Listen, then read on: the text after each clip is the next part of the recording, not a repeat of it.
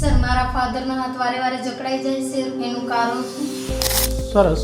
હવે છે ને હું આજે તમને જણાવીશ કે તમારા ફાધરનો હાથ કેમ જકડાઈ જાય છે. Hello friend, myself doctor મનીષમ મેંદપરા. હું તમને આજે જણાવું કે ખભો કેમ વારંવાર જકડાઈ જાય છે. ખભો વારંવાર જકડાઈ જવાને આપણે ફ્રોઝન શોલ્ડરના નામથી ઓળખીએ છીએ, જેને બીજા ટર્મ્સમાં એડેસિવ કેપ્સ્યુલાઇટિસ પણ કહેવાય છે. આવી કન્ડિશનોમાં જે ખભાની અંદર જે કેપ્સ્યુલ હોય છે એ એકદમ જાડી થઈ જતી હોય છે અને થિકન થઈ જતી હોય છે. એના કારણે આ પ્રોબ્લેમ થતો હોય છે અને આ પ્રોબ્લેમ મોસ્ટલી ડાયાબિટીસ પેશન્ટો હોય કે અને હાઇપોથાઇરોડિઝમના પેશન્ટો હોય એમાં જોવા મળતો હોય છે. એવી કન્ડિશનોમાં એમને અસહ્ય દુખાવો થતો હોય છે, ખભાની મૂવમેન્ટ નથી થતી. આવી કન્ડિશનોને ફ્રોઝન શોલ્ડરના નામથી ઓળખવામાં આવે છે. આનો ઈલાજ આપણે જોઈએ તો એનું સૌ પ્રથમ આપણે એને મેડિસિન આપતા હોય છે અને ફિઝિયોથેરાપીની એડવાઇસ કરતા હોઈએ છીએ.